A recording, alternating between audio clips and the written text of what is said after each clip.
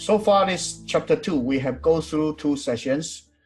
First session, we talk about the machine. And second section, we talk about the MIPS programming. So in the first session, we talk about the register files. And we talk about the Qt spin simulation environment. And then in second section, we talk about the example programs. And we also talk about the pseudo instructions. Okay. So for this section, we are going to focus on the MIPS architecture and assembly language overview. So first, let's review this MIPS language. This language has the data type. And for the data type, the instructions are all 32-bit format. Okay, so all of the instruction will be 32-bit format. It's uniform. And because MIPS is the early days RISC machine.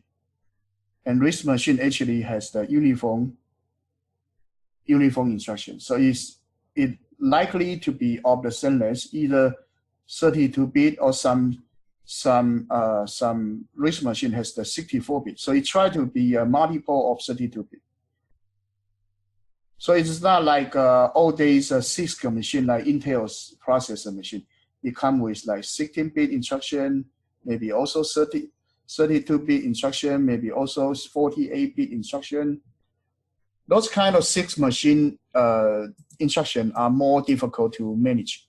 And because of this nature, you can always go to your memory to get an instruction back to your processor at the same time. If one loading is not enough, then you maybe can fetch 64-bit at 2 memory cycles with 2 instruction lengths, but put into 1 instruction. So that actually is the spirit of using the RISC machine. So you provide the data type of a byte, hop, words, and words. And character requires 1 byte of storage. Integer requires 1 word. Okay, literal you can put 4. You can actually use a character, and you can also use a string. That's the literal you can use. So these are the data type we have. And register, we covered it already. Basically, they are 32 general purpose registers, and they are some floating point processing unit register, also 32, but it's not covered over here because it's only coprocessor, the floating point processing unit, so it's optional. And here, some of the registers we talked about already, but here we don't want to repeat. And there are some special register for low and high. It used to store the result for multiplication and division. Okay, it's not already addressable. You need to use two command, move from high or move from low, okay, to access these 2 special registers. So 32 general purpose register and 1 high register, 1 low register for multiplication part. And we will talk about the multiplication later. And also we have a stack grow from high memory to low memory. This is different from what we see in C language. Must remember that. Program structure, so your program structure, basically you have a data declaration, code, and command. So just plain text file with data declaration, program code, and data session follow the program code that actually we describe it. And data declaration press in the section of program identified with assembler. So basically the data section we use .data, we talked about this already, and code section use .text. And then usually you like to use a label called main to start a program. Okay, and when your program finish, you like to jump register with some address to return to the caller's address to finish the program for the return. So that actually usually to make the program work properly. So comments, we covered this already, so I just go over. Now data sections.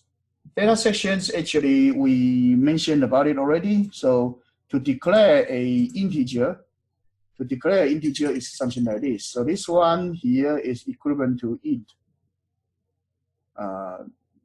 var 1 equals 3 in C language. Or you can put an unsigned to be more exact. Okay, so this one byte, it actually is like unsigned character, and then here the name is array, so it actually is array 1.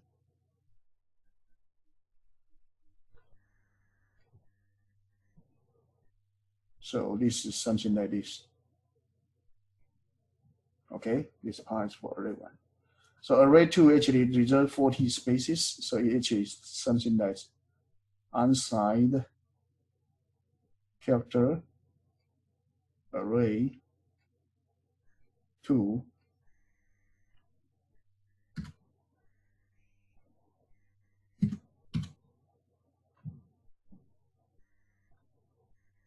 is put 40 array 2, something like that. Okay, so here is an example. So basically, it's not hard to code in MIPS, but you need to have some knowledge in C language. So later we will talk about this mapping between C language and MIPS language. So here are the data declaration. And then the memory layout will be text part starting from this portion, the 400K location for the program, starting from 400K for text. And then this one is something like a 10 million. 10 million is start your data stack dropping down from this kernel mode. So basically this kernel mode is called 80 million parts. So from address 80 million, you have the kernel mode text. And then your stack going from 1 byte below it. So that's the starting point for stack. And stack actually grow from high edges to low edges. So it actually go like this. Is that okay, Eric? Yeah. And the data and kernel, these two kernel are something you cannot program. Data and text for it is over here. Okay, so this one is actually not that clear. Let's look at the next chart. So your program, your MIPS program will be something like this. So your own program starting from 400K, right? The edges starting from 400K, starting from here up to this one, and you start the data edges is from 10 million. You have your data section, and data may grow. And your stack section is you cut off from 80 million. 80 million above, these are kernel mode. User cannot touch it. And this is a portion from there down, this part is stack. And stack actually growing downward, not upwards. Okay, so let's look at the MIPS processor simulator.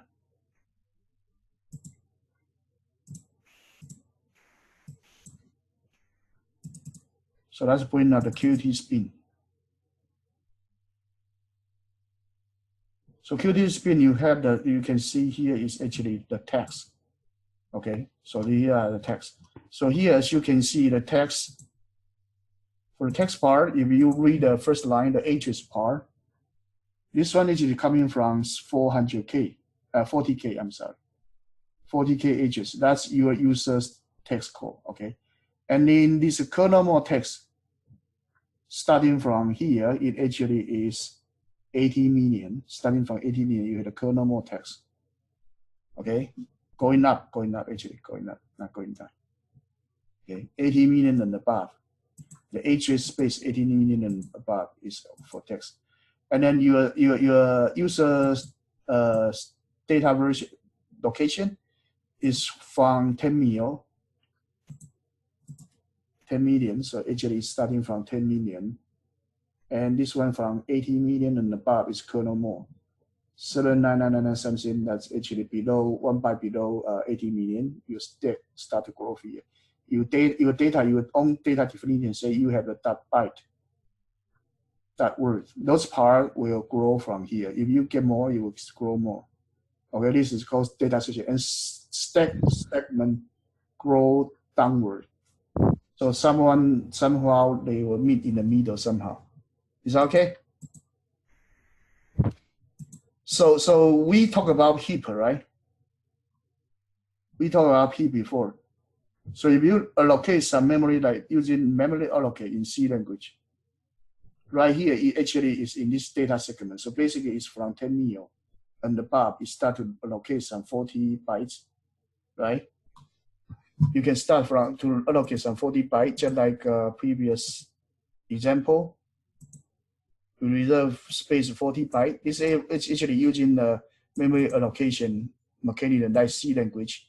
It will be put into the heap. So this part actually, this one from 10 mil part, from 10 mil, this part actually is the heap. But your general purpose memory also put in here.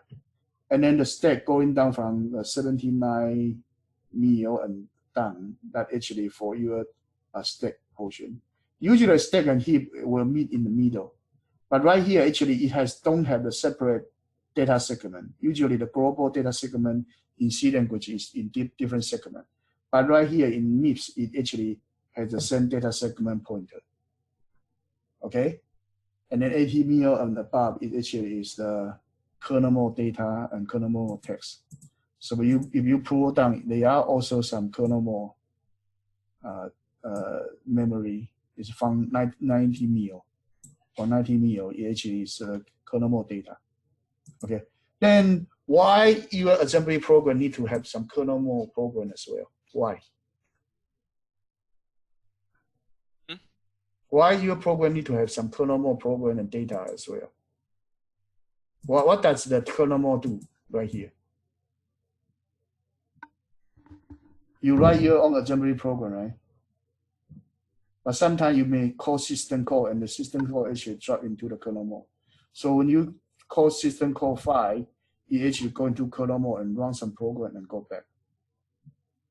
So kernel mode is always mode. Your operating system work for you. So you do some printing, you get some data from keyboard, it's handled by some subroutine in kernel mode. So it looks like you have the 100% control of your program, but in fact it is not. Your program actually, part of the program actually is handled by the kernel mode. And those kernel mode actually usually is the IO interrupt or IO service routine that help you to deal with those input-output stuff, or call some process reschedule, those kind of system mode call. Is that okay? So basically, you are using your own designed user-defined code, your app, on top of the kernel mode to operate. And from time to time, you need to call system call that will go into the kernel mode, because you need to access the hardware to run it, to print to the monitor or print to get data from keyboard. Is that okay? So your one MIPS program has the kernel mode partly in kernel mode and partly in user mode. And the kernel mode starting from 80 mil. Okay, and 80 mil below is belong to user mode.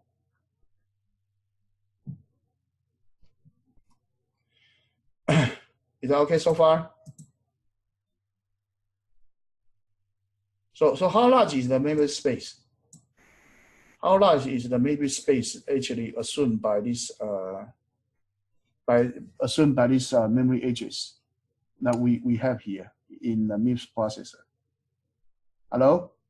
How large is the memory space, including the kernel mode and user mode? User mode is 8 million. Right? This is 80 mil, right? 80 million. And then how big is the kernel? Kernel, I think it's up to FFFF. So totally should be 160 mil, right? So this one is 2 to the power 20, right? And this one should be 10 times, let me see. Actually, it is what? It's actually double, actually, let me see. So actually, total address space is what? actually FFFF is actually 16-bit, right? Let me see. How many? 1, 2, 3, 4, 5, 6, 7, 8. It's totally 8-bit address, right? 1, 2, 3, 4. It's totally 16-bit address, right? 16-bit address of the 2 to the power 16. That would be what?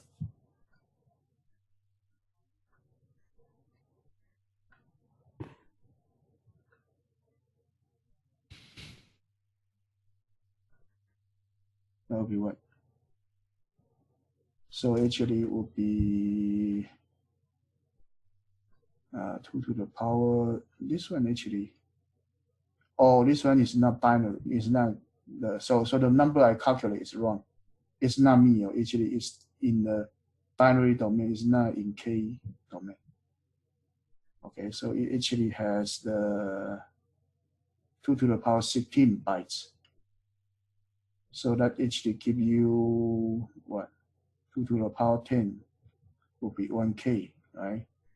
So this one 2 to the power 6 would be only 64. So it's only 64K address in 64K bytes. Am I correct? Oh, actually it's 8 by 4. So it's actually 32-bit, I'm sorry. Totally AF, right? So 32-bit address. Right? So 2 to the power 32. So actually it's 4K memory space. Is that okay? It's only 4K. So the user mode had 2 gig and kernel mode has 2 gig as well. Is that okay? It's not actually in decimal. The number actually is in hexadecimal. So actually bigger. Okay? So that's how we calculate. But remember those basic numbers. So here is like this one is 0, 0, 4, 0, 0, and 3, 0 over here. It's not K, okay. It's actually in hexadecimal. This one is more than K. It's a 2 to the power 12. It's actually 4K. Okay, 3, 0 actually 4K, not K. I'm sorry, I made some mistake. Okay. So here actually up to here is half the is actually 2G. And this address 7FF is 2G minus 1. Okay. It's up to 2G and then 2G minus 1. Is that okay so far? Now we are going to look at the next topic, MIPS instructions.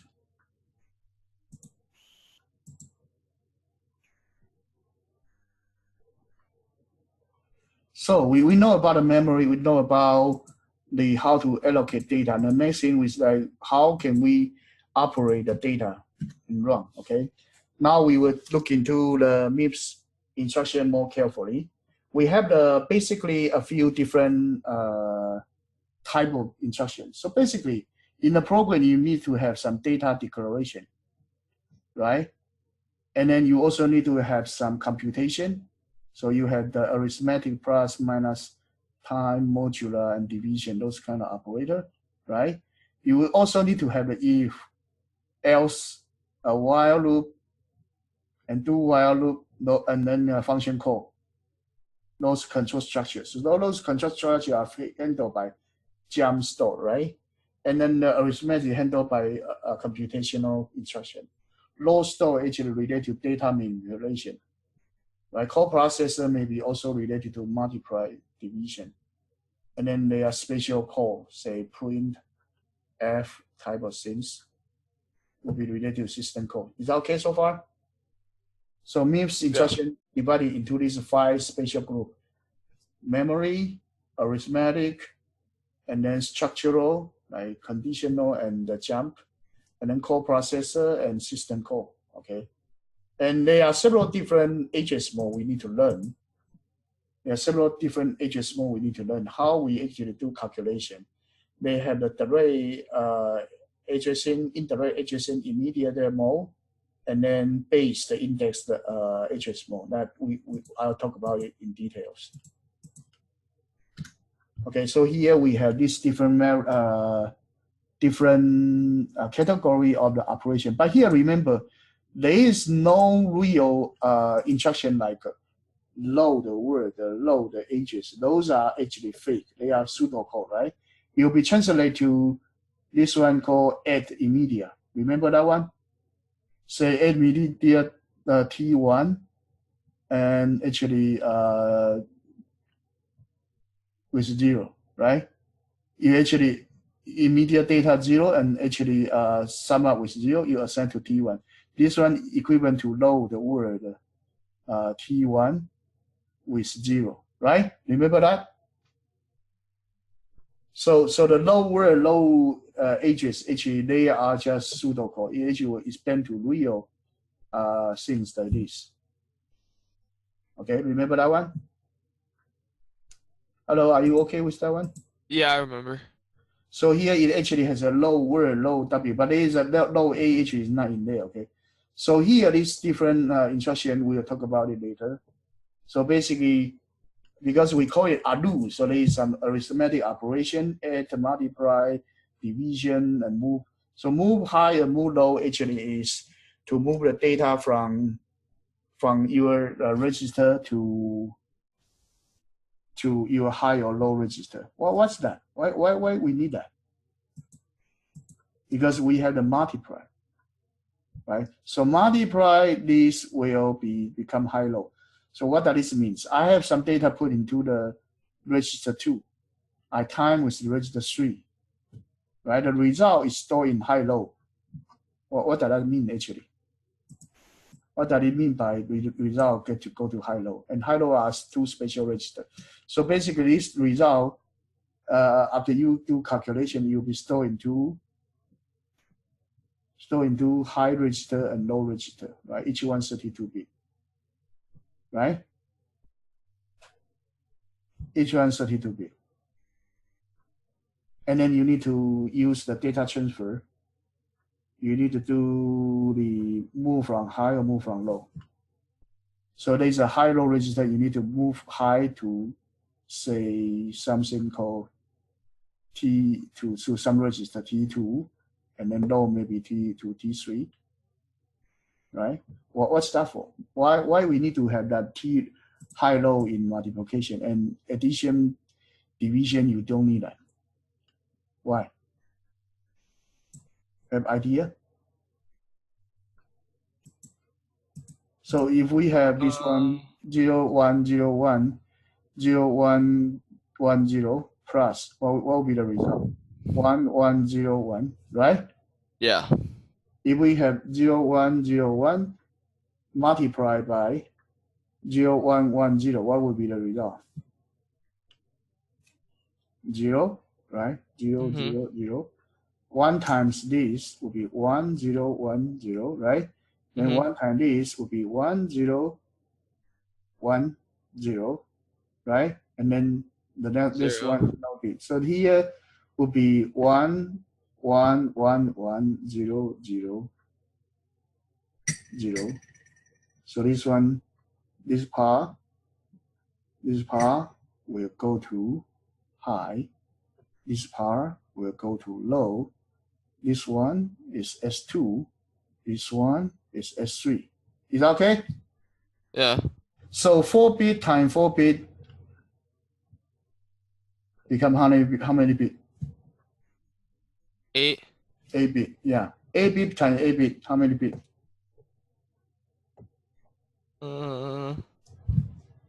16. 16-bit, yeah. 16-bit times 16-bit, how many bit? 32. Yeah. Okay? Is that okay? Yeah. So that's not really hard. So other than that, it's the subtraction part. Everything just do what it is. Except that you need to move from high low, use this multiply. And division, you also need that. Division, you also need that. Division, the high will get your quotient, a remainder. Low will get your quotient. So basically you have register 2 divided by register 3. Okay, your quotient will be low.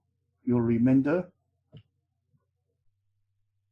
will go to your high. Is that okay? Yeah. So what's this? What does this also tell you? What does this also tell you? Equal divisions. What does this also tell you?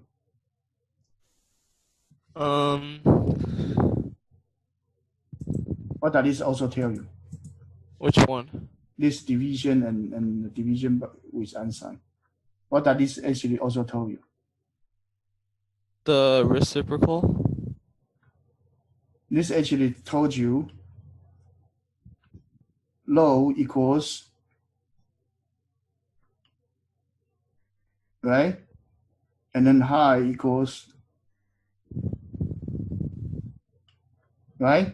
So if you have some C language that doing integer division and integer modulo, it will get the result to these two special register. And then you do that two register special register, move that to from high to that register.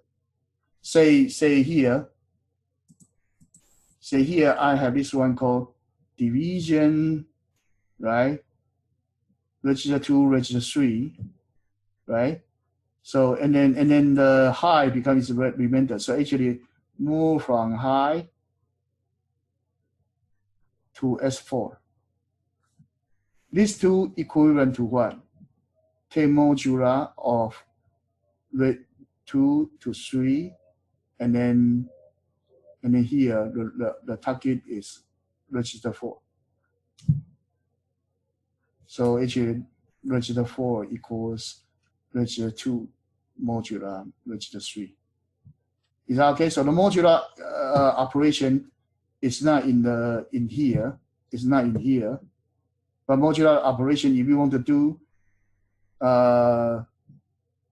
register 2, take modular by register 3, assigning to register 4, you can actually write these two lines of code to replace it. Is that okay? Yeah. And then similarly, if you want to get the integer division like Java or C language, you have this one, say you want to do integer division, register 4, register 2, register 3, right? Your concept-wise, you are doing this.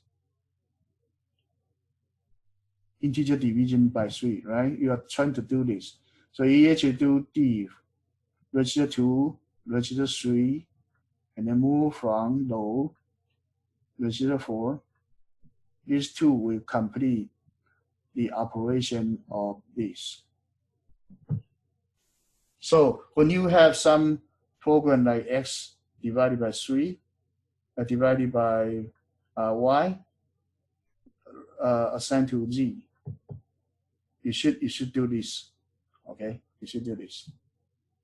So basically, you need to load x to register 2, load y to register 3, and then after the operation, actually store the register 4 to z. Is that okay? Is that okay? When you translate the language to, and same thing for the modular. Is that okay? So here the arithmetic, and the middle part is for logic. Okay, and then you have a data transfer. You have a conditional and unconditional jump. Okay, unconditional jump actually is used for go-to statement. Go-to statement. Later we'll talk about go-to statement. Okay, or function call. And conditional statement is more like for if or while loop. Okay, that we actually will cover later. So here actually you know about this different instruction, and later we are going to work on the C translation. So MIPS instruction that are 32-bit long and specify the following things. So basically there are 3 types of instruction, right? In MIPS there are 3 types: R type, I type, and the jump type, right? 3 types, J type. So R type is register type. So this one is a register type. Okay, and this one has the register and memory address or constant value. This one is actually I type instruction. And there is another one called jump type, J type. So total is 3 type. Okay, so R type, you have a register 1, 2, 3, and 1 unused data field. And I type, you have an opcode, and then here you have 5 bit of the register 1 and 1 address. So this one actually is immediate mode or a single register operation. This one may be for 1 register, 2 register, or 3 register operation. And the opcode always is 6 bit. So 6 bit, how many opcode we can have? 2 to the power 6 is 64 possible opcodes. Here you only have 6 bit opcode. I see it.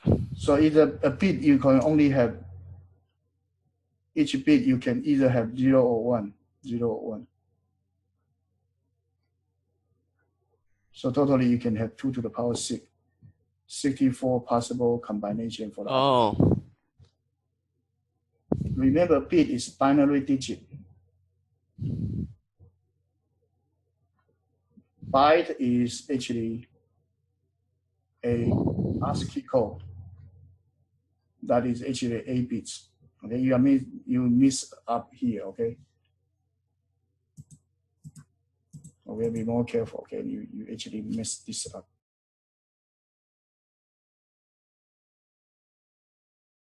Okay, so here you have the 64 opcodes. So here, what we would like to see right here is that what is the opcode? So here actually you have the add I, U. Each one corresponding to a opcode. Okay, so basically in your control unit you have a decoder. You have a decoder. So you actually have a register file. You have some register over there, 32 register, right? And each time you actually will fetch the data to your loop, right? So when you have an instruction say add register 3 from register 1 and 2, I'm sorry.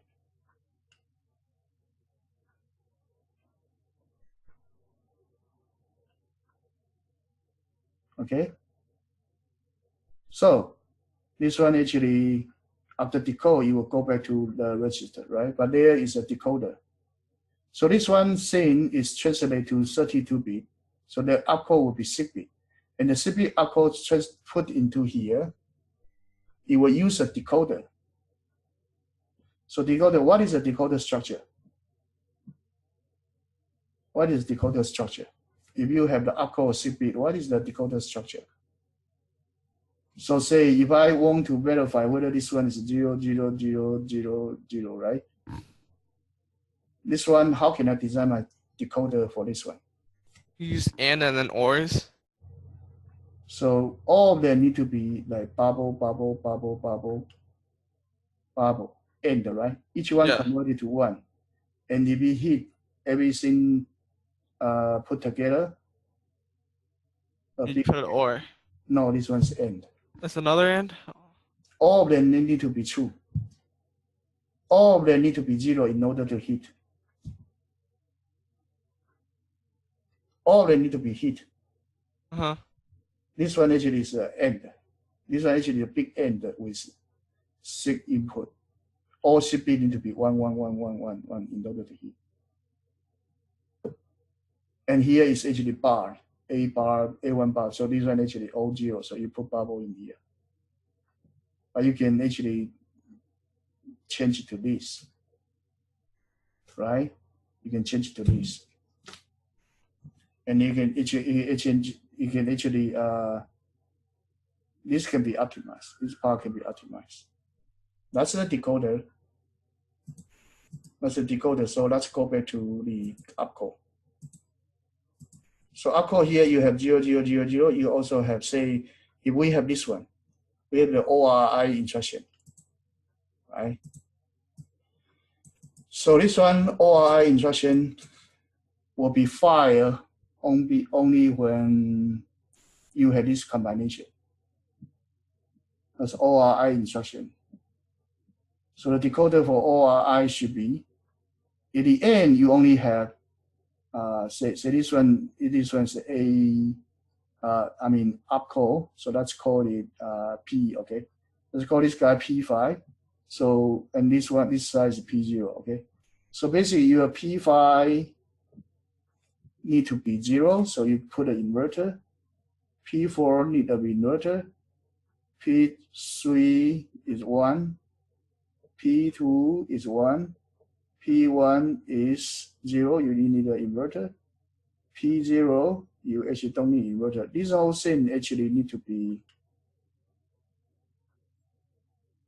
AND together. If everybody is true, you are true. So this one is your ORI control code. You fire this ORI. So only when all of these has such a combination, I'll fire. It's different from what?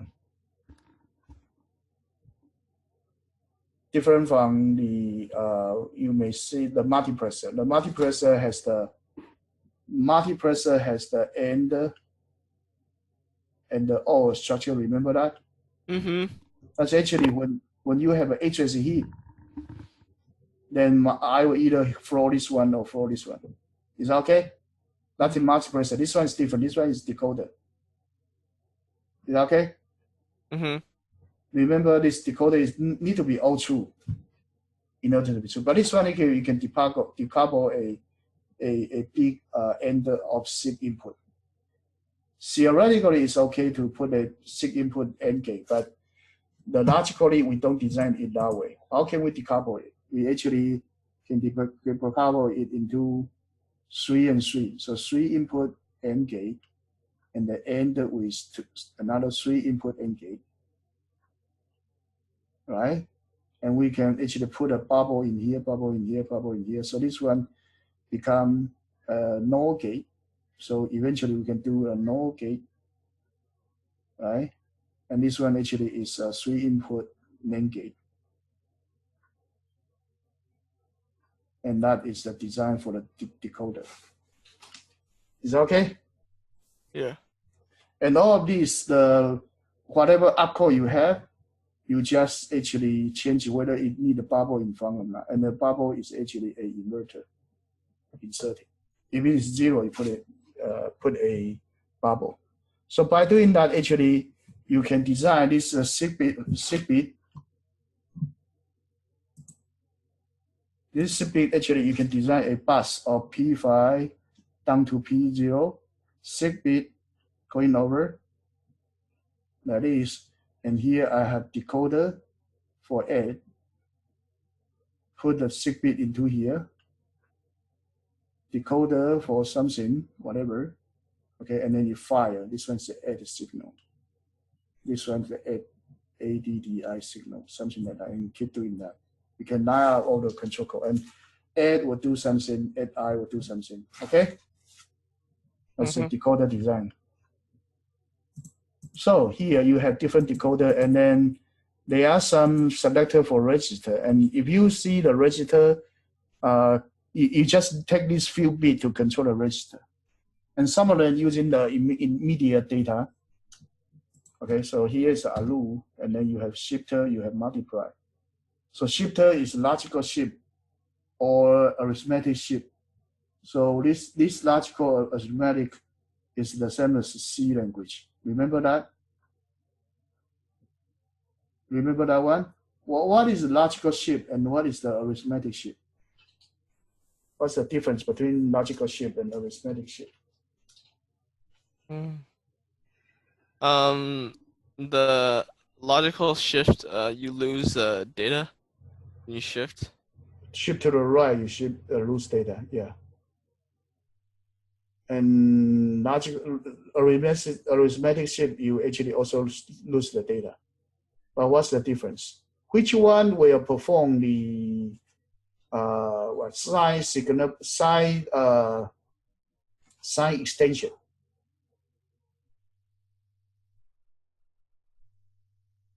which one was assigned sign extension? Say I have a 0, 0, 0, 0, 0, and then 0, 0, 1, 0, and I shift to the right by 1 bit. It will become 0, 0, 0, 0, 0, 0, 1, and it will assign by 0.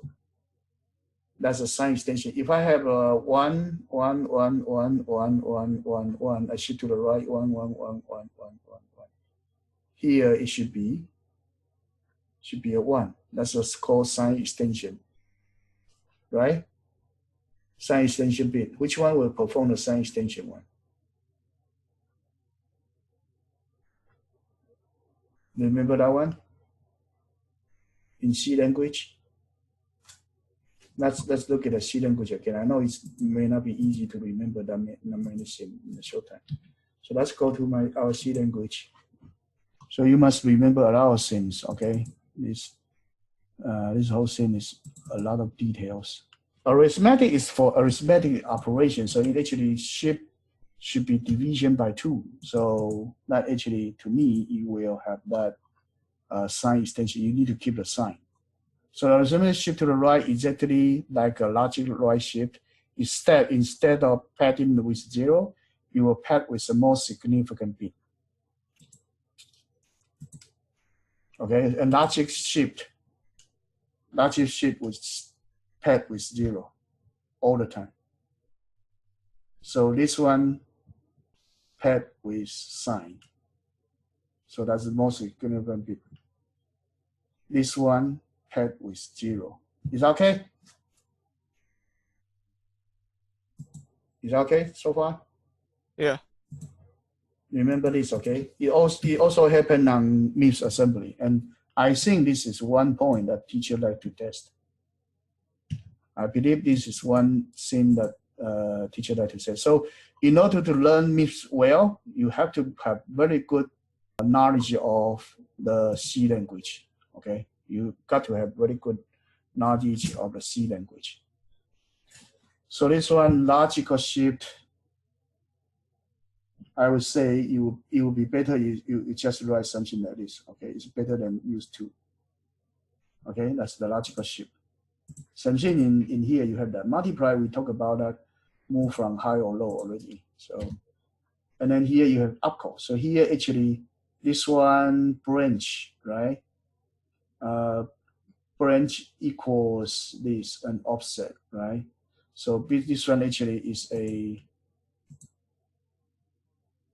this one actually, if RS equals RT, 2 register result, then we actually do PC plus equals offset times 4. So offset is actually a number 4 because each one is jumped by an integer size. So that's integer size 32-bit is an instruction. So each time you jump by a number of instruction and you go that. So basically, if it is equal, you will go to the offset. Offset is current pointer to certain differences. So that offset is calculating some label. Go to A. This one A. It will store the value of A and the current program counter, the code distance over here. So say, for example, this one is 4000000, and then right here, this A is 400016, right? So here, this one, the offset should store 4 because it will be offset times 4. You get 16. That actually is 1 instruction, 2 instruction, 3 instruction, 4th instruction. The 5th instruction is over here. It's actually 5 minus 1 actually. It's a 4 instruction later than that comparison. Is that okay? Is that okay? Let's go jump by offset. Jump equals you jump by offset. And the offset is calculated by the label. And the label, when you do programming, say, when you do assembly program, it's not like this. It actually is like branch when equals RS, RT, right? And then here you put your label. Here you put your label. Here you put your label. Say L1, right? And then somewhere you have some code over here, and here you put L1 label. So actually, the assembler will calculate how many instructions in between here. And then you use that number of instruction. That number actually is the offset you have. And each one need to have 4. I have a label here called L1, and this one will jump to L1. So I just need to calculate how many instructions in between. That's the number of the instruction, and it also is the number of the offset. And the offset times 4 because each instruction has 4 bytes, 1 integer size, 32-bit. Is that okay? So your assembler only do one thing. When it actually, this one is an instruction, right? But assembler, when you see BEQ, RS and RT, RS and RT are used for comparison, but you have a label 1. A label 1 put down here. Say here you write another things like add or something, multiply something, whatever, up to here. Here you have a number of instructions. So if this one's like instruction 0, it'll be 1, 2, 3, 4, and then this one will be 5. And the offset actually also 5 minus actually also it's like 4 minus 1, or 4 minus 0, or 5 minus 1. The starting of the next instruction. It will give you the offset. The number of the instruction over here. Is that okay? If you want to jump to 5, jump to this guy 5, actually you can write a 5 over here, you jump to here. That's the offset. So calculate the number of instruction is that the distance between this current program counter and the label you have. Okay, in this case, if it is 5, you actually jump to 5. And then you put the offset 5 over here. But who will do that? Who will do the calculation and put a 5 for you in the instruction? Who will do that? When you do the program, you just write BEQ, RSRT, and label 1. And your label 1 put here, right? And here command 0, 1, 2, 3, 4. And this is the 5th instruction. So this 5 minus 0, you will actually end up put a 5 over here. Who will do that? The assembler will do that. Qt spin will do for you. Kernel? Is it not kernel? Qt spin will do for you. The assembler will do for you. Because the assembler know which line you are. Right? You read it line by line. There is a line counter for the program. You actually can count it and then put a number over there. Is that okay? So same thing, maybe here, all the offset can be done by the assembler. Assembler will calculate it for you. So whenever you have that, no matter it's a branch unequals or branch not equal or whatever it is, a label 1 or label 10, no matter what label it is, you just need to know about the current instruction. Say this is instruction 10. And then here label 10 is actually 200. So use 200 to minus 10. You will know that the number, the code distance from here to here actually is 200. It's like 190 instruction. So the offset will be stored with 190. Because each instruction in MIPS assembly code is the same. It's always 32-bit. Similar to 1 instruction size, similar to 4 bytes space, address space. Is that okay? So all of these are like that. How about jump? Jump the same thing. Jump the same thing. You actually say jump is also the same thing. You call jump, but there is no comparison. But you may jump to say function 1. Right? And function 1 may be quite far away. There's a function 1. There's no comparison. You jump to there, but it's okay. I just need to know this one may be line 27. And this one is actually line 295. So I use 295 minus 27.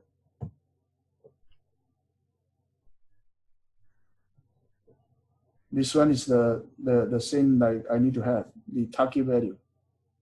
The actually is the target value I need to jump to. The offset I need to jump to. Or if you know this one's line 2000007 and this one the 200000295. So they just throw the absolute value into that edges.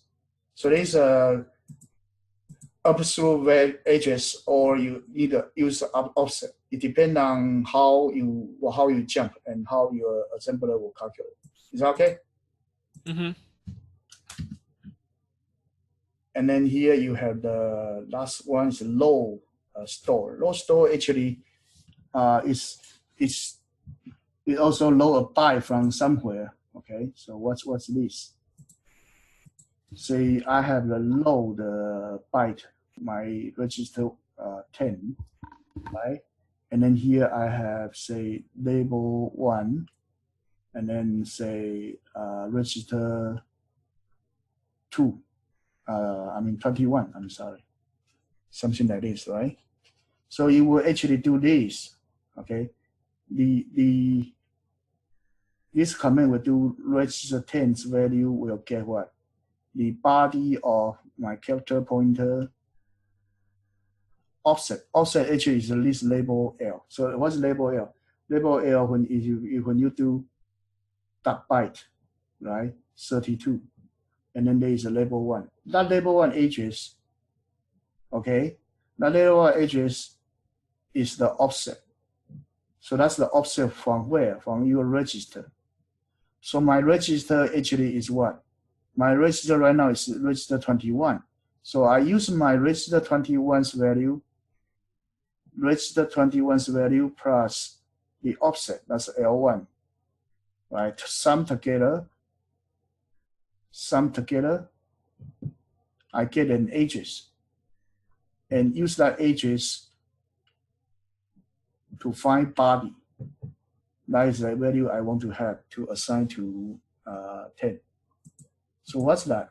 That actually means like, say if I have an array, right? Array 1, and here I say like dot, say bytes, right? And I have 32, 44, 65, right? I want to get this as 65, right? Mm-hmm. So this 65 is how much from my 32? 2 bytes, right? So here it will actually put my address of register 1. So I need to actually load address to my register 21 with my array 1. Right? So my array 1's address load to 21. And then there is an offset of 2. So basically I will write 2, and then register 21, and then load it to register 10. So this one actually is register 21 plus my value 2, that's the offset. And use that as a pointer. I go to here and then offset by 2, I get a 65. That's the body that I want to find. Load that value to register 10. So 65 will be loaded to register 10. Is that okay? So this is a little bit complicated, so that's why you need to know about what's memory address mode. And that's what this lecture need to be discussed separately from programming. You need to know what's the memory address mode first, so you will know better about it. So to be simple, when you see a low byte, okay, register 10, and here you put 2, and then register 21, that actually give you what? You actually use the register value 21, register's value plus 2. Use that as an address to find the body and then assign it to register 10.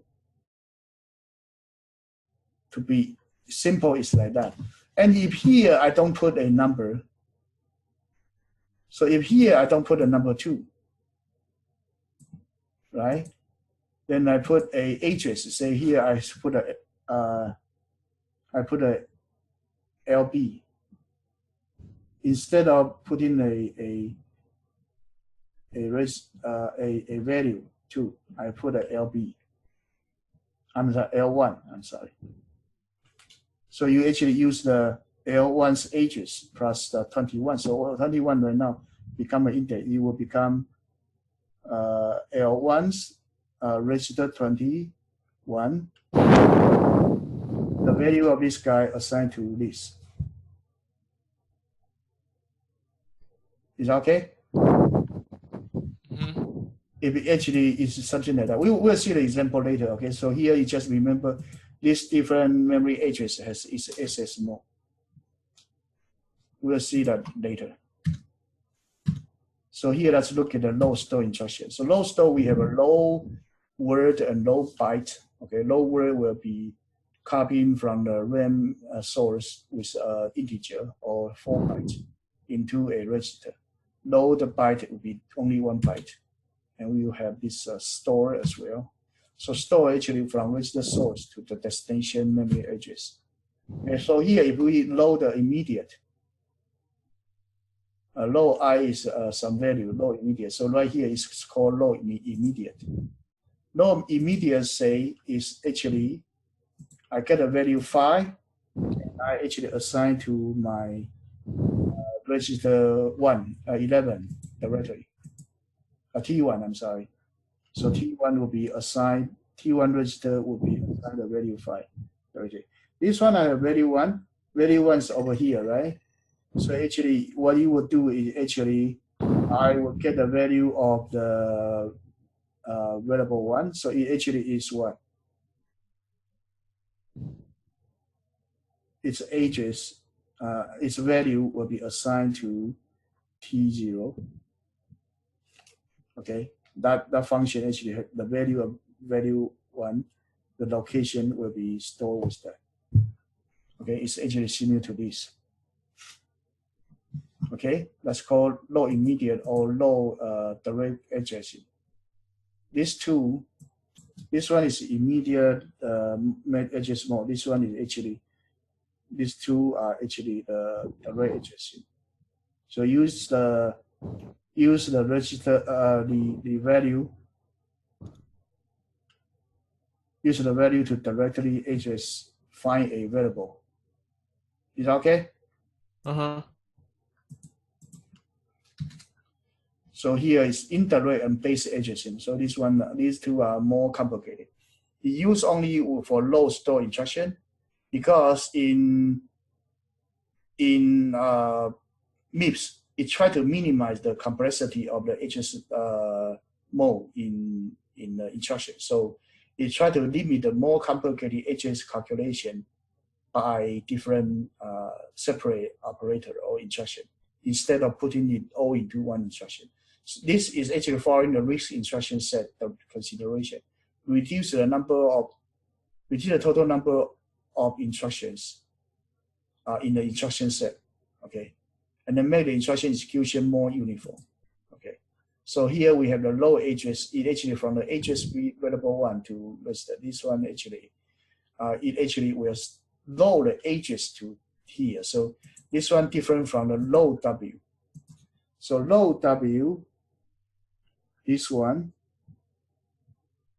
you're loading the word to here. So it actually is like assign the value of variable 1 to T0.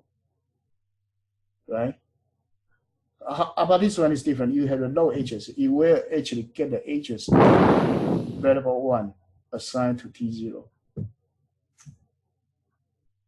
Is that okay? So this one is actually different from the low W.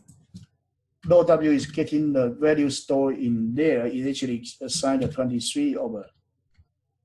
This one actually will assign the 23 over to my register.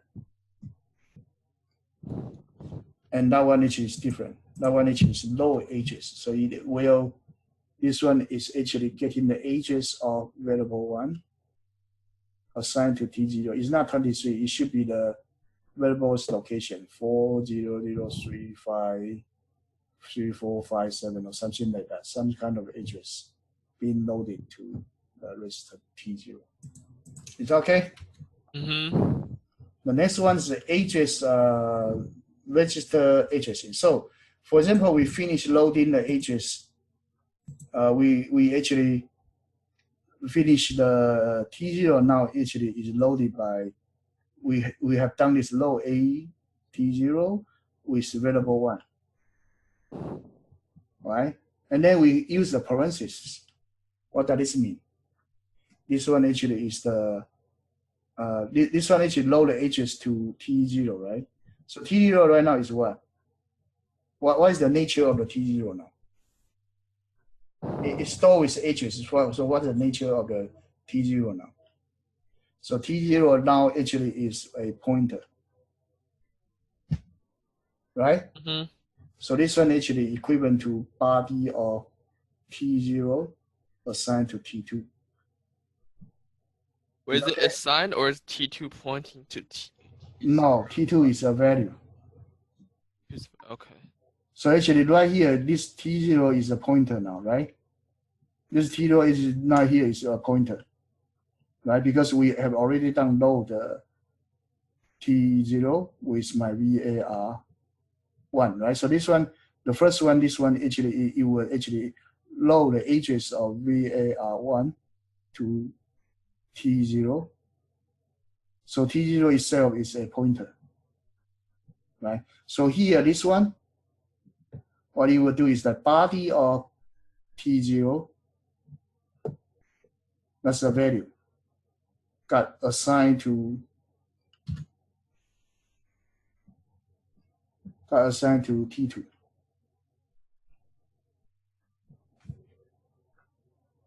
Is that okay? So this parenthesis actually equivalent to body of indirect addressing or register indirect addressing. Register addressing. Use the register as a pointer to access memory. Is that okay? Mm-hmm. So here actually is what? For this one,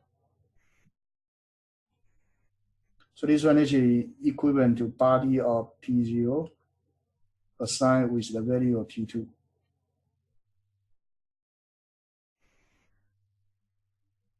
Is that okay?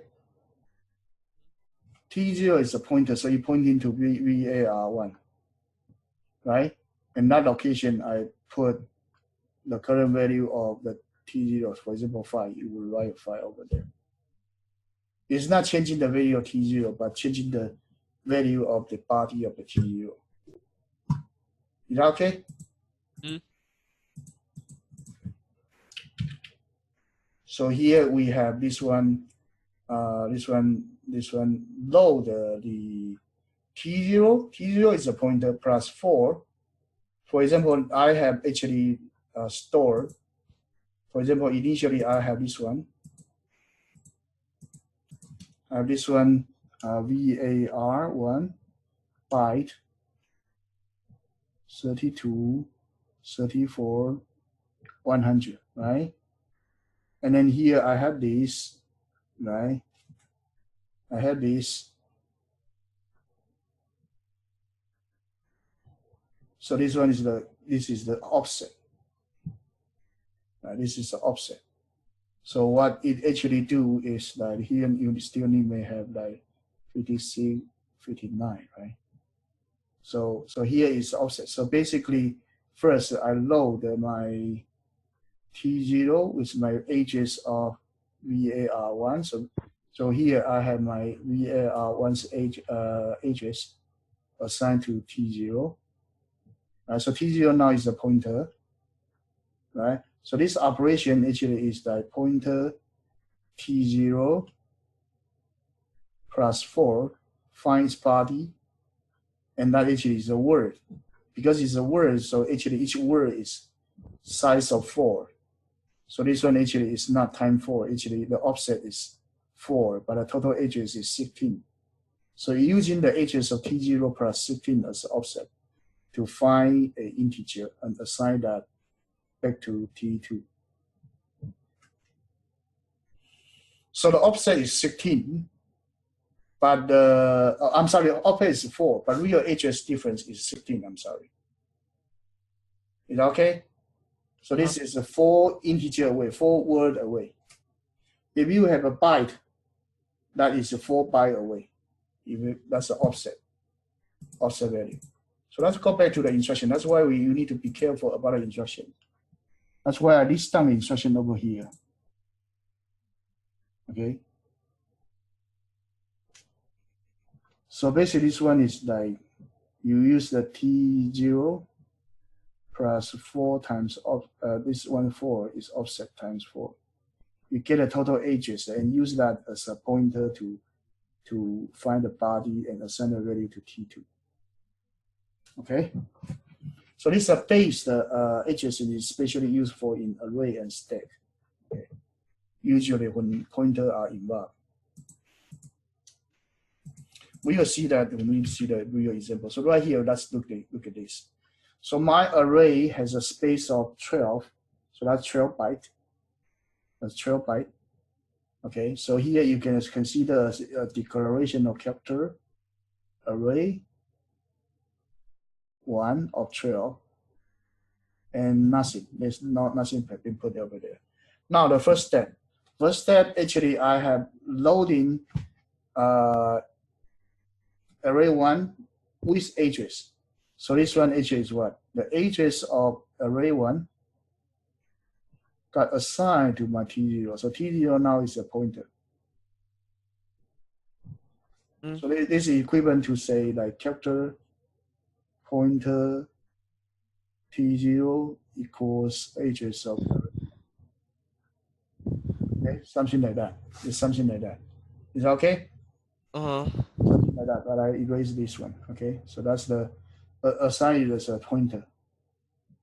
Now this one, I actually load immediately to T1. So my T1 now store with 5.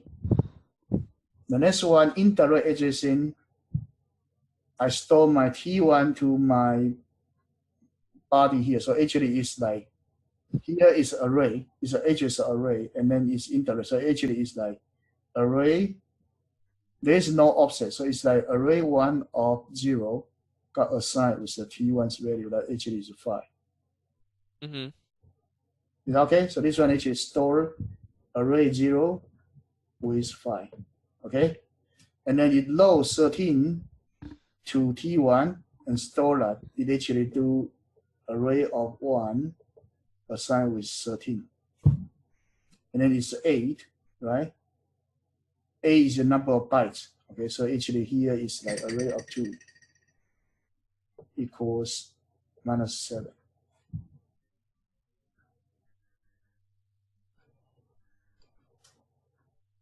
So actually this one actually the offset is in bytes. It's not actually in in words. That could because of this space is in byte based. Okay, I have to figure out. I mean, it's quite a little bit confusing over here as well. But anyway, it's actually assigning 2, 3 value into an array space of 12. Is that okay? That's called displacement agency. So basically, when you load some address into a register, and that register will become a pointer. So you actually pretty much you declare T0 as a pointer type, right? And then you use this, actually is saying like my T0's location will be assigned with my T1, that's 5. Or you can say that my body's T0 equals 5, right? And this one actually is because equals T0 plus 1's body. This one is for integer, so actually jump by 4, assigned by 13. So this one actually is my arrays of 2 equals -7, or you can use the T0's HS jump plus 2, body assigned by -7. Is that okay? Okay, so here, this is called displacement agency. Displacement means what?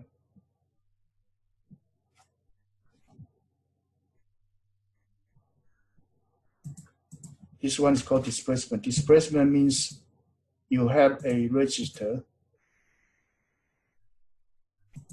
You have a register value as an address. That's your address. Your register value is a pointer. And use that pointer plus some offset.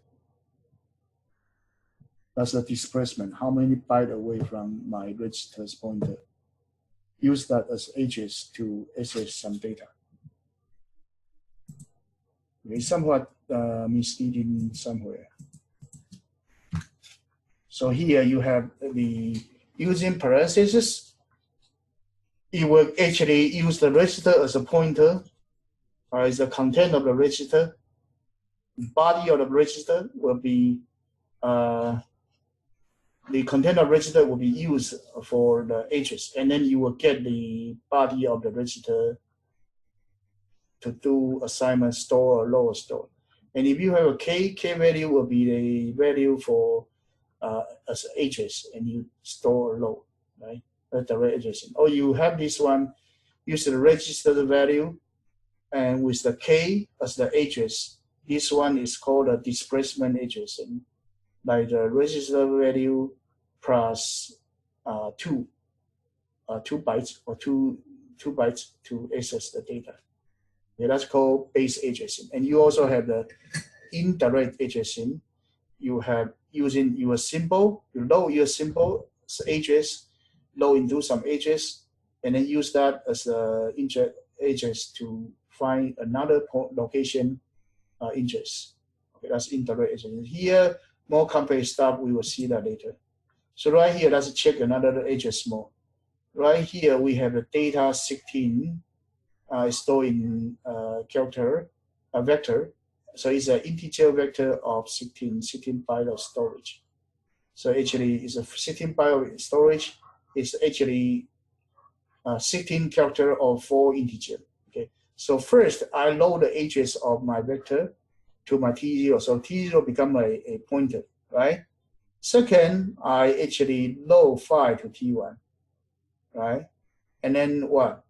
And then I actually use my T1 register's content as 5 to store to vector 0. Yeah. T0 is the base of the address of vector, right? So actually it's a 0. So here I load 13 to T1 and then store to first element, that would be vector 1. Is that okay? Oh, I get it. Minus 7 and then 8, this one would be 2, right? And then 12 to register 2, right? T2. And then I have the, let me see here, and then T1 stored to there. And then I load 12 to T2, right? And then here I have my 42, I actually load it to T1, right? And I use the vector's value with T2. T2 itself right now is what? It's 12. So actually use the vector's address plus 12 is actually still back 2. So here you put the T2 base and then vector's address plus T2. So this one can be a pointer or can be an offset. So these two address more are different. This one is used as a pointer. T0 use a pointer. T2 here used as an offset. So the address right here is like vec plus vec address plus vec address plus T2. T2 is what? 12. And then its body got stored with T1. Is that okay? Effectively, it's also vec and offset 3. That's the last one. The last one is different from the previous 3. The last store is different from previous 3. The previous 3 is using T0 as a pointer, right? So T0 itself, the first 3 is a pointer. And I use that as a pointer plus a certain value offset 0, 4, or 8 to store my data. So it's vec 0, vec 1, and vec 2. Is that okay? And this vec 3 is different. It's using the address of vec plus the 12. 12 is offset. use that as an offset and then store the value from T1 to there. But these are two ways to access it. The first few are actually called base addressing, and the last one is called index-based addressing. So go back to this one. The last one actually using symbol plus the register. Symbol plus register is a vec plus the register value. Is that okay? It's called index-based addressing. And the first one is actually registers as a pointer to jump to an offset k. That is a base addressing. Is that okay? Mm-hmm. Okay, so that actually is something you need to remember different address mode. This one actually use T0 as a pointer, and then you calculate the offset. Offset right here is 0, so actually it's just vec location store something. So here actually by 4, so you use that over there. Okay, so okay, and the last one's different. That one's using the vex address plus 12. 12 is in T2, and then use that as address, and that actually access in the vector 3, and you assign the value of T1 to there. Is that okay? That's an address mode. So example of data movement, you load the address label to T1, it actually is the address of that to register T1. Okay, and the load the label to T1, load this one is actually used.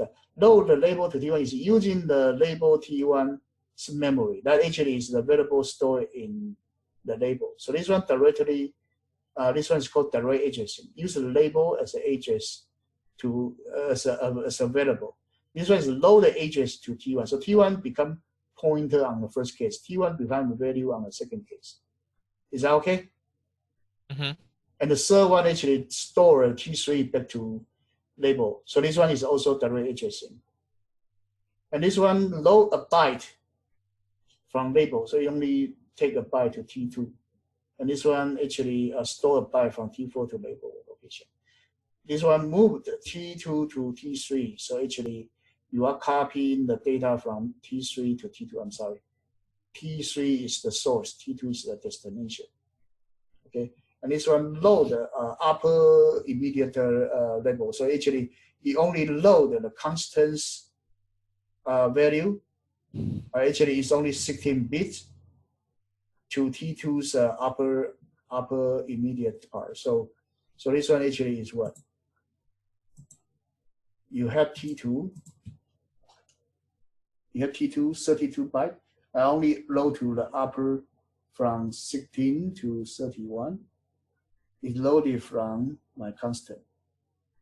So basically you can load high, upper, or lower immediate value. You can load to here or load to here by 16 bits.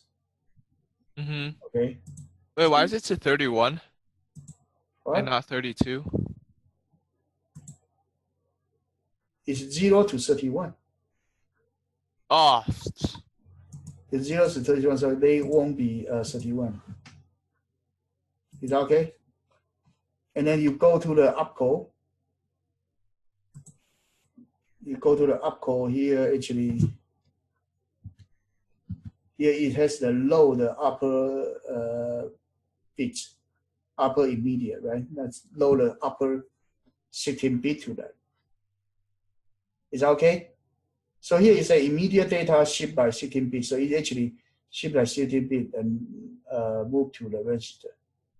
And how come today is lower? Is there a lower byte? How come there's nothing like this? You actually can use the AND OR. You actually can use the AND OR as loading. You can use the NO to load to the register as well. Not even need this one, the load store. You can actually use the AND OR operator, logic operator. You can use this AND OR operator as a load function. So that actually is not the necessary instruction to have. You may have it, it's good. But if you don't have it, you still can keep it going. Okay. So here, like This one is in the T1, T2 to T0, right? So what this means is actually my register 1's value, right? And my T2's value and my T1's value, both of them end together, right? And the result will be stored to T0. So if my T2 actually right here is some value, say some value, some immediate data, say I have this one immediate data, say 10101100, right? This one 10101100, right? If I'm using this one, the immediate data, say X, right? And I have a T1. If I want to load to my upper part, if I want to load my upper part and lower part, I don't want to load. What should I put in T1? I only want to load the upper part. What should I put in T1? Upper part. So upper part O1, 30. You will pass through. Lower part O0, it will be 0, 0, 0, 0, 0. You won't pass through. Is that okay? Yeah. So you would want. And then you will have T1 is 10, 10, 11, 0, 0, and here 0, 0, 0, 0, 0, 0, right? You will load that to T1. And then if you do lower part, you actually can use a mask of, 0 on this side and 1, 1, 1, 1 on this side. Now actually will load the data to be 0, 0, 0, 0, 0, and then 1, 0, 1, 1, 0, 1, 0, 1, 1, 0, 0, like this one, right? So you will load this part to here if you use the 1 on this side, right? And if you want to combine this T1 value here and say this one's T2 value here, you just do T1 and T2, or you can put the lower and upper part together into one register. Okay, is that okay? Is that okay? Yes. So that's the operation and the OR. Okay. So some of the register you can use that as a mask, and remember your O1 mask is passing for N. O0 is actually clear. Okay, if you do OR, O0s are passing and O1s are set. And if you use the inclusive OR, O1s are what? O1 in inclusive OR are what? Remember that? O1s are what? Inclusive OR, if my T1 is O1, what's the function for T1 inclusive OR? It's O1 there. 1. No, usually would toggle. Oh, shit. So 0 will become 1, 1 will become 0. O0 would be passing, it's just a force through. Okay, remember, always remember these operators. So if it's exclusive OR, it just toggles. If it's 0, it becomes 1. Yeah. If it's 1, it becomes 0. Yeah. So basically, if you have, say, this one 1, 0, 1, 0, right? I have 1, 1, 1, 1, and you do inclusive OR. What would be the result? Exclusive OR. 1, 1, 1, 0, 1, 0. 1, 0, 1, 0? No, 0, 1, 0, 1. Yeah, 0, 1, 0, 1. This is toggle. Okay. So this don't need to think about it. It's a big flip. Okay, with 1. But if you have 1, 1, 1, 0, 1, 0, and then 0, 0, 0, 0 in inclusive OR, what would be the result? Exclusive OR? Yeah, inclusive OR, this one. 0, 1, 0, 1, 0. So this one just pass through. Okay, remember what I say, okay? This one just pass through. With 1, you actually toggle. Is that okay? If you need to go back to your truth table, that's too late. Okay, that's actually not efficient enough. Say here you have 1010, and then you have the end. What will happen in here? Tell me what will happen. And? Yeah, bitwise end.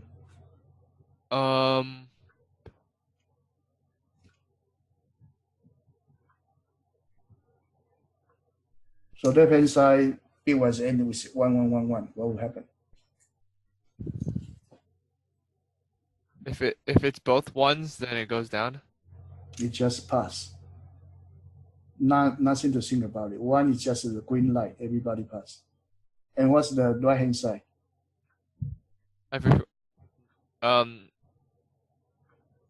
Just whatever is X.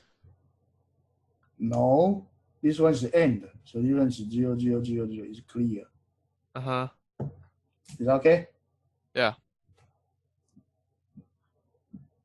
How about this one 1, 0, 1, 0, and you have the OR.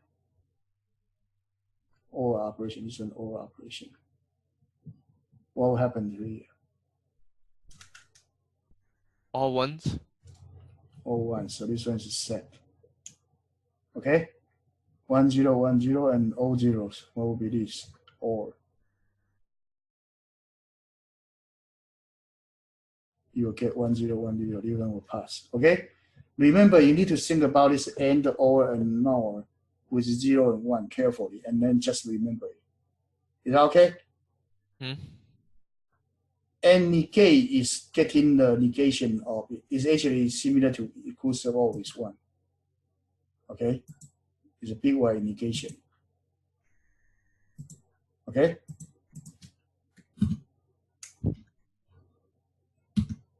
Okay, here are the instructions. So I have the AND 8, right? So this one's the instruction T1 plus T2 set to T0. T3 minus T4 to using sub, right? 8I is immediate data, so I can only put a immediate data file over here. So 8I is 8 immediate data. So it's just T plus 3 plus Y, okay? 8U is unsigned, so use unsigned. What's the difference between signed and unsigned? Why you need the 8U and then add? What is the rule over here? So you actually use a 2's complement integer. So right here, if you say you have the 0, 0, 0, 0, add with 1, 1, 1, 1, what will happen? It will use the 1's complement, 2's complement rules, right? So this one actually is minus 1, right? But say, I'm sorry. So right here, let me clear, right? Here I have 0, 1, 1, 1 and plus 1, 1, 1, 1. What will be the result over here? 0, 1, 1. It should be 0, 1. 0, 1, 1, 1, 1, 1, 0. 0, 1. 1, right? So the result will be this. This is called 2's complement, right? That's called 2's complement. So this one is a positive number 6. 7 minus 1 is 6, right? Here is unsigned integer. Unsigned integer don't use the 2's complement addition. It just count up and let it overflow. Is that okay? So add U is unsigned addition. Sub U is unsigned subtraction. Multiply. Multiply, what will be the result? Still remember that? Still remember what's the result for multiply?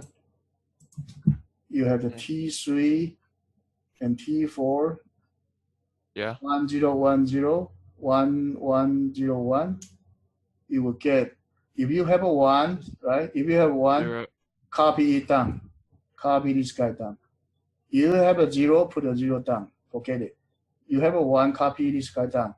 0, 1, 0, 1. But remember this one is belonging to this one. Okay.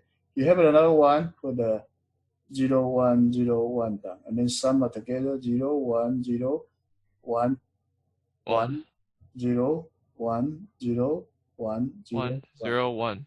So the result will be this one in low, this one in high. Okay. Is that okay? Okay.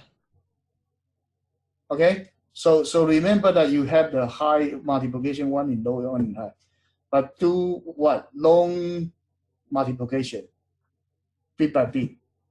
Okay, when you see a zero, you just put it down, put it down. So right here, let's do this. If we have 0, 1, 0, 1 times 0, 1, 1, 0, okay? Okay, tell me what would be the first line. First line right here. 0. So this one is 0, right? Forget it. That's done, right? And then next one will be this one. 1, 0, Copy 1, 0. down, so 1, 0, 1, right? And then do it again. 1, 0, And 1, 1, 0. 0, 1, 0, right? And the next one. Next And one then is 0 is just 0. just 0, so nothing. So you can sum up this 0, 1, 1, 1, 1. So here 4 bit, 5, 6, 7, 8. Padding with 0. Is that okay? Is that okay so far? Yes. Okay. So this one, what will be the result over here? This one is what? 5. This one is 6. Is this 30 or not?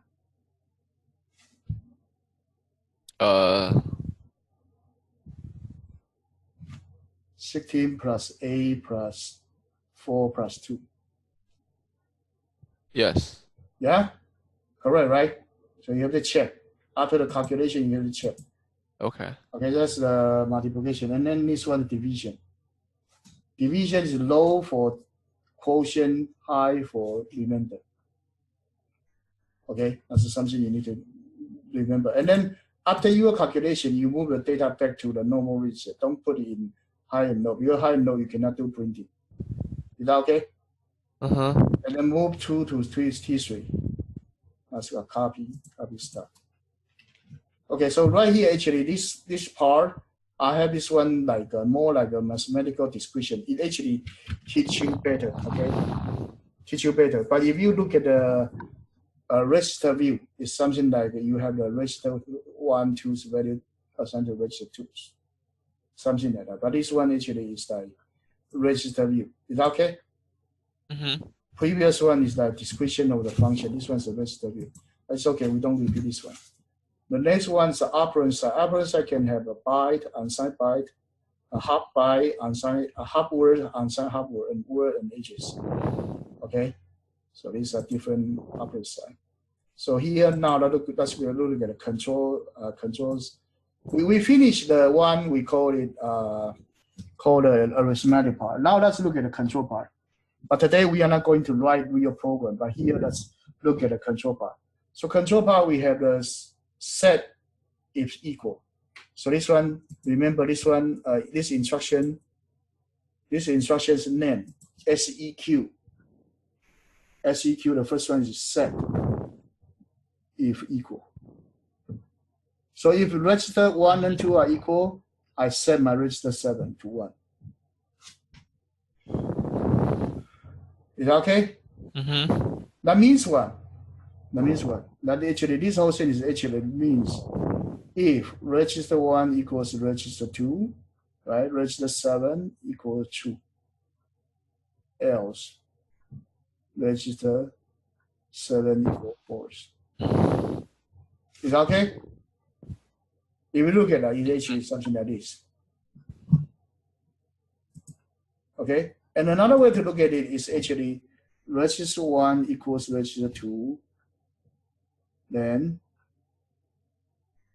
true, else false. You can also see it as this, right? And then you can change this part with the T1 less than, right? This one is like less than with immediate data, so T1 with a K. Is that okay? So that's something we can do. But after setting the 1 or 0, you can check the 1 or 0 to do branching. So that's why testing instruction is separate. Here we have another one called branching instruction. So unconditional branch is like no matter what, I'll jump there. Okay. Otherwise, you will branch on 0, branch on 1, branch on equal, branch on less than, branch on less equal, branch on greater than, branch on greater equal, branch on not equal. Okay, we don't care. In actually here we have a different view. Jump label is jumping to the edges of the label. We assign the edges of the label to the program counter. We directly control jump to the label location to do instruction. So this one is the function call. Jump to a location of function call. Jump from register is using the edges of the register as the address of the program, and then I jump to that location. Is that okay? Mm-hmm. So this one is a pointer. T4 is actually a pointer, and I jump to the pointer's location value. Jump to the point. So actually T4 is like a function pointer. Remember the function pointer? Remember the character, the function pointer? This one is a function, and F is a pointer to function. Remember this one? It's somewhat like that. You jump to the function. Is that okay? Mm-hmm. And the next one actually is that if my registers are equal, I assign this value to that, whatever. Okay, this part is fine. This few part is fine. Okay, fine. That's just.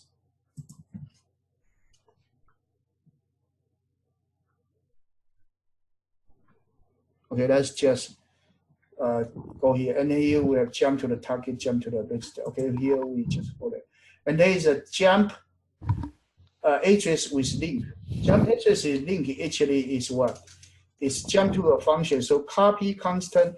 This one jump address with link, and the jump address are different. Jump to target address label and jump address with link are different.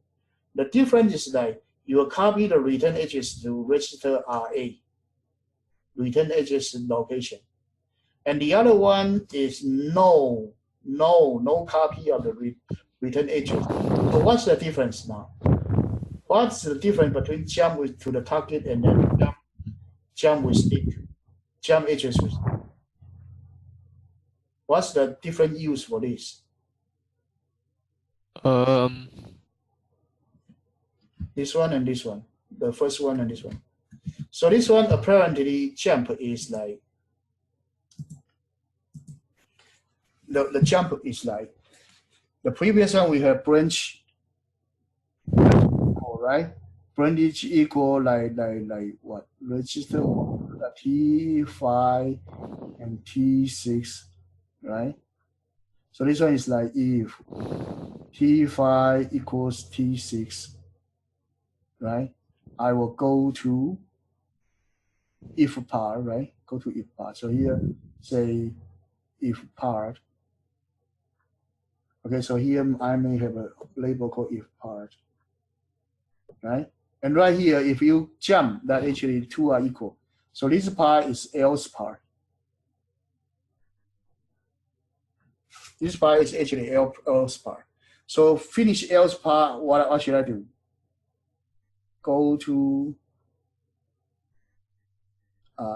end one. So end one need to be under the if part.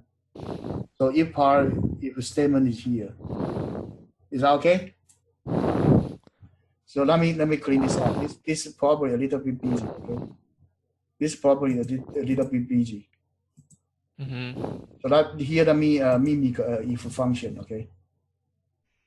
Instead of using very complicated one, I just test for 0, okay? So here, if I have an if statement in C language, if my T5 equals T6, okay? And I have this if part, right? Else, I will have my else part, right? My program, if I write it, it will be like this. And then basically it's something like this. In flowchart, it's something like this. If an else eventually will join right here. Okay, so this function point, that's called N1. Okay, ending one. Is okay? So this part, let's call it ending one. Okay, in the assembly, what I would write would be branch if equals T phi equals 6, and then go to if part. So here I have a label called if part. And when it is equal, I'll jump to here to run this guy. And I will finish here another label called end one. Right? So end one is actually this point. And then if it's not equal, you will continue not branching, you will go here. So this part is else part. And this part is if part. So my else part here, I need to add a what? Jump to end one. Unconditional. You don't need to test. You will directly finish this one and go to here. And this whole thing will be similar to this. Similar to this. Is that okay? Is that okay? Is that okay so far? Yeah. That is jump without link. That is actually called jump without link. So then what is the jump with link? What is the jump with link for? Jump with link is actually for function call. Jump with link is actually for function call. Why is that? Why is that? Because I need to save my return address whenever I call some function. So basically right here, I go my execution. Up to here, I see a jump with link. So here, my return address is saved into my register $RA, right? And so actually right here, I go to a subfunction, run, and you come back to here, and I'll retrieve my return address and then continue to run. So the subroutine need to write something like jump. Right here, you need to do jump register with the content of register return address. Is that okay? Otherwise, it won't work. So for function call, we have another chart that will describe better. Okay, on the main program, say my main program, here I do something, but before I jump to my subfunction, I need to prepare for my argument registers, right? And then jump with link, go to here, I'll go to this address. And then I set up the return value to the vector v0, that's the return vector. And then I actually jump back to my, that actually save in jump with link. So jump without link actually for if statement. Jump with link is more like for this guy called, function call. Is that okay? Yeah. Okay, system IO code. Let me see how many pages we have. We are almost there. And this is function code we actually finished up before. We have system called IO spin simulator, whatever. So you actually need to prepare your data to V0 or A0, A1, depending on which one it is, okay? So the best thing you need to do is that find out which system call you want to have. So A0 sometimes is used. Sometimes F register are used. Sometimes the V register are used, depending on which one you will call, okay? And the result may also be saved in V0 or somewhere. And remember, what are the mode that these different system call will perform? As I said, they will be performed in kernel mode. Is that okay? It will no longer be in your own program. Okay, so actually you have this print string, print integer, whatever. We have done this before. Okay, we have done this before. So right here, I just mentioned it quite lightly. Okay, lightly over here, and then system call to print out data. Okay, print out string. So the purpose is not to repeat the thing. So right here, that's the talk is enough. Let's look at how to write a assembly code from concept. So here, let's go bring up my C++ language. So let me create a simple function. So C language and store.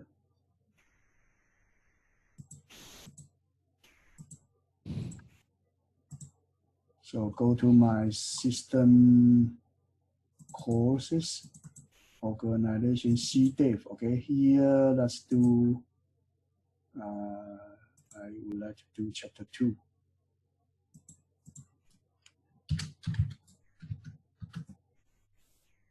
Okay, and in chapter 2, I would like to create a project called sample C program. Okay, sample C program. Here, let me say S1. Okay, so here, remember, if you actually in C program, you want to have more than one project in one directory, you just rename the program to MIPS 1. Okay, and then I have a program right here, right? And what I want to do right here is I want to do a simple program. So integer a equals 3, integer b equals 4. If a greater than 4, b, print f a is greater, right? Else print f b is greater.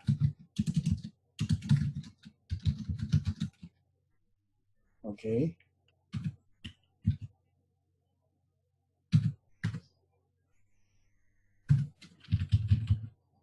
Okay. These are the C code, right? And I don't want to make it too complicated because this is the first program we try. That's the first program we try. Okay, and then we run. Okay, so b is greater, right? Now that's not the purpose for our project here. So here, let me save another one. Close the project. Okay, close the project and now new a project.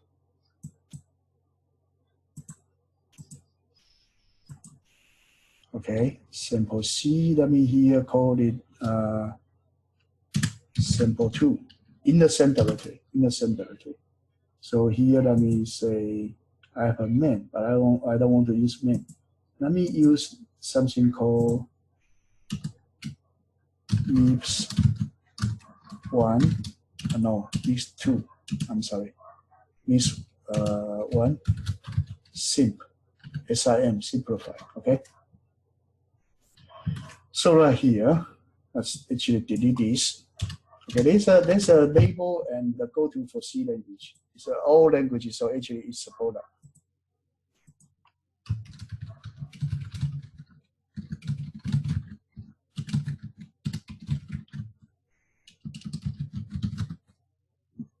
Okay, so there is a go-to statement and label. Okay, let's actually see here the label and go-to statement. You know, the reason why I introduce this is helping you to develop the MIPS language. Okay, instead of it's not really teaching you C language because C language nobody will write this anymore. Okay, it makes no sense to write this a go-to things, and it's not encouraged to do that. So C2 sample C. Right here I want to bring up this MIPS 1. I use the Notepad++. So this is the program I want to have, right? Okay, the first step, I write a simple C program right here, right? So I copy this guy over. Right? But here something I don't like. It actually is this one. This two statement I don't like. So actually I just comment that out. So here, what I would do is if A greater than B, right? Go to if part, and here you say if part, okay? And here, here actually it's like go to end one, okay? And here I say end one, okay? So right here, this part is else part.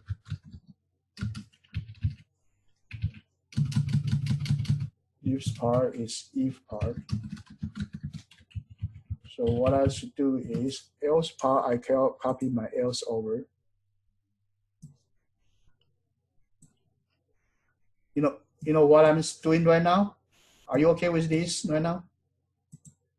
Because if you want to do the assembly by yourself from scratch, it actually is like dumb, right? You actually don't know how to develop program.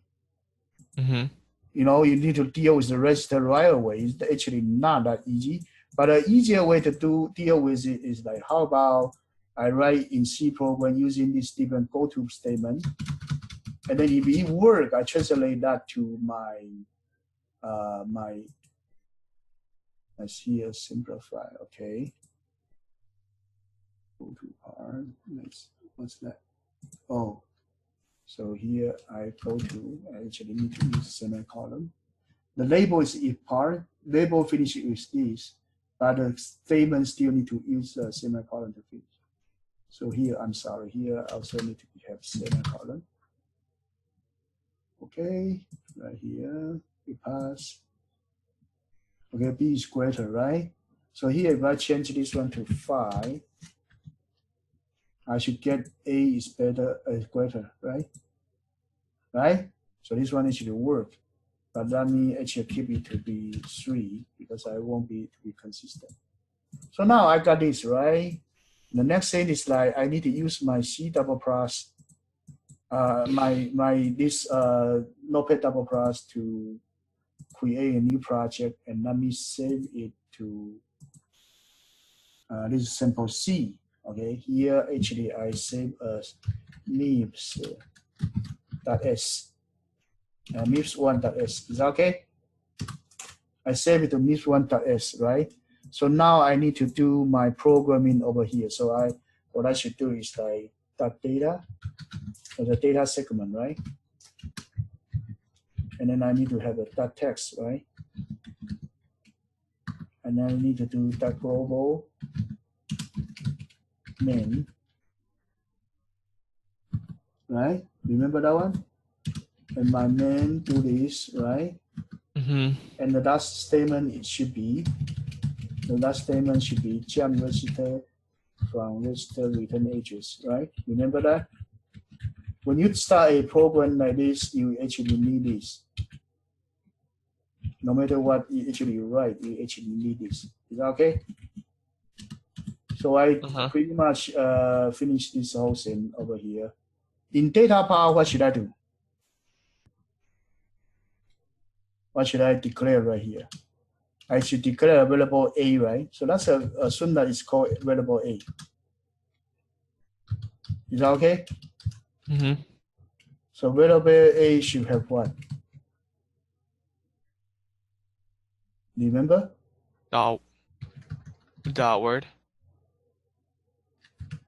Right? Yep. Variable B. Dot word 4. Yeah, that word 4. Let's push it further away. Don't get confused. Okay, so we declare 2 variable, right?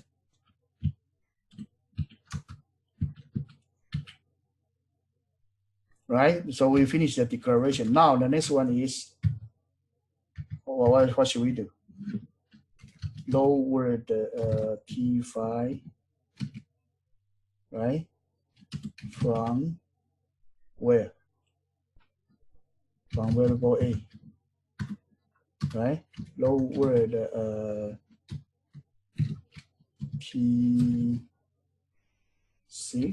from variable B, right? Range less than, right? Range less than, right?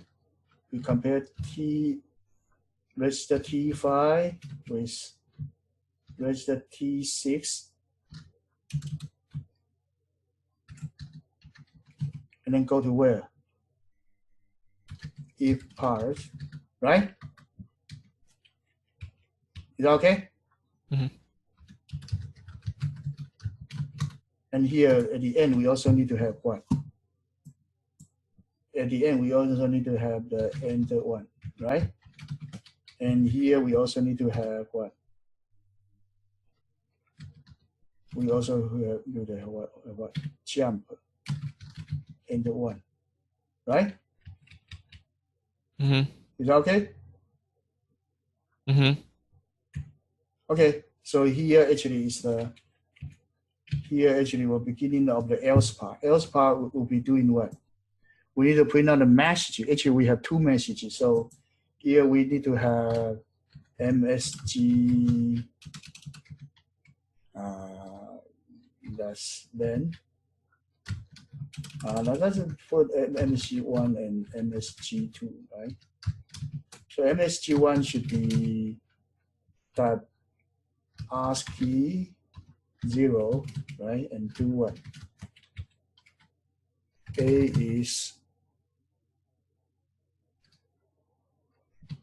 greater.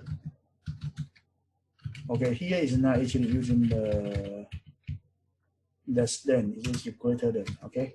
I'm sorry. So here is a A is greater, right? Mm-hmm. And MSG2 is that ASCII B and what? B is greater, right? So here you need to do else part, here you need to do if part. So we go back to our slides. We need to now call the system call, right? Is that okay? Now we need to go to system call. Okay. So now we need to do system call. Let's go back to system call. System call, we need to do print string. A0 need to be the string location, right? A0 need to be the string location. So right here, what we need to do is like load the address.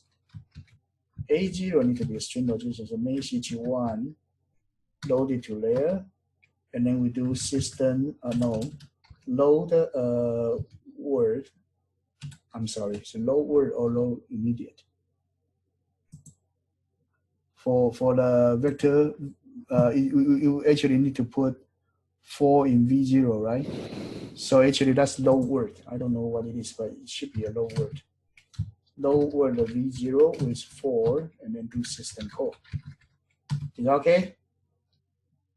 Mm-hmm. No, I'm sorry, it's not system, it's syscall. And then this part, actually, I should be able to copy to here for else part. Is that okay? Mm-hmm. Okay, now roughly right. So that's the way you develop your program in MIPS. That's the process. Whether it work or not, I don't know, but that's the process you work on it. So first, you develop something called something you really know is the C program, right? Then you translate to something that actually you know and the machine may know that you actually using this simplified SQL. And in this simplified SQL, you don't have the while loop, you don't have the if then else. You have to use the goto and simple if statement. And then at the end, you try to use your skill to convert it back to this one. Otherwise, it will be too complicated. You really don't know what's going on. Is that okay? Uh-huh. So now let's try. This one is called MIPS1S. Okay. May work, may not work. Okay, I don't know. I'm not an expert on this. So go to here. I go to my C Dave. C2 system C MIPS 1. Oh, okay, MSG2 label has some problem. So MSG2 label has some problem. What's that? What's the problem with MSG2? Oh, I have a duplicated one, right? So let's save again. You know, I believe this will be harder to, wait, this one is okay. And then that's wrong. Occur on 4040. Step, whatever, bed stress, okay, something wrong, okay? Something just go wrong. So let's go back to reset register. Restart the simulator. And then let's restore, load and initialize. Okay, and this time let's go step in. Okay, let's go step in. So single step. Here I have the 4 and 5 scenes. So actually, let me look at data. My data has 3 and 4, right? So first one, wait. I load the 29 HS2 layer. So let me try. Okay, let me try this one. Step first one, add. So after the first one, my register 4 got stored with 4. So here I have the register T5 loaded with 3 now. Okay, so that part is okay. T6 with 4 now. Okay, that part is okay. So branch not equals, there's a branch not equals stuff.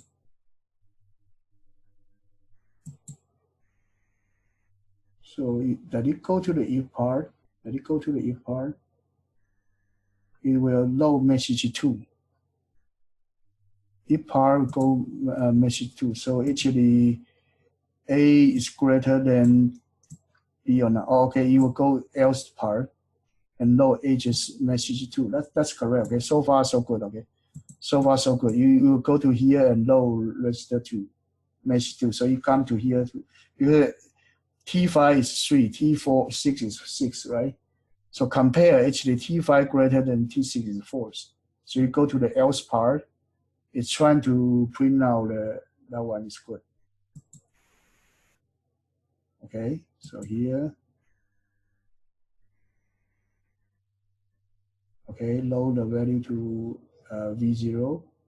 Mm-hmm. I think here something wrong, okay? Maybe the V0 is wrong. Let me check. Maybe the V0 is something create trouble. That's the return value. So the V0 or code need to store in V0 with 4. So that one is actually okay. So let's do this. It actually load the V0 with 4. Okay, then the program counter get error. Oh, I see. So here after my system call, maybe I need to do this one. Jump R is the jump register. Return edges. Okay. Because it's calling the system call. I'm not sure whether this is required or not, but last time we always perform this. Jump register is the return edges. Okay, let's see. So actually up to the part that actually print out something, it actually fail on that part. So the console actually not called. So right here, let me see. It actually has a jam edges. Let's go to like, let's actually go to the previous one. When we try to print message, I forget the print message procedure. So here, let me try to get some older one. Here I have print one. So, oh, it should be low immediate, not low words. Okay? You know what I'm saying? So I make a mistake. So it actually is it's not low word. It should be low immediate. You know, this is kind of Yeah, it should be an immediate because 4 is an immediate value. So I actually use the address and then it actually have a random code. So this one actually let me delete it. Okay. I'm not sure that actually make any sense at all. So it's a low immediate. That's the part I actually miss. But because you are writing a new program, sometimes it actually will create some trouble like that. So here I'm ready to actually redo it. And then actually let's do once. So where? How comes I did not see my console? Where's my console? Oh, console. Yeah, I got it right. I got it right. So here, if I set it to 5, that's the same. Testing it. Testing it. Okay. Testing it. So here, actually, I have this one again and run. Okay, A is greater. So here actually is when it actually is not actually B is greater. It's not greater, right? A is not greater. Let me do this. Not actually made logic make more sense. Is that okay so far?